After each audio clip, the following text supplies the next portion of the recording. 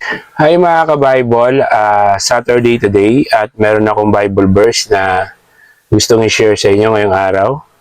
From the book of Lucas chapter 17, verse 5 hanggang 6. So ito po yung mababasa natin. Pananampalataya sa Diyos.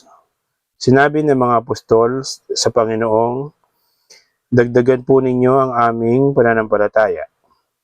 Tumugon ang Panginoon. Kung ang inyong pananampalataya ay maging sinlaki ng butil ng mustasa, masasabi ninyo sa punong ito ng sikamoro, mabunot ka at matanim sa dagat, at susundin kayo nito. So, yun po yung mensahe sa atin ngayong araw ng Lucas chapter 17, verse 5 hanggang 6. So, keep safe, God bless, always remember, Jesus loves you. Bye-bye.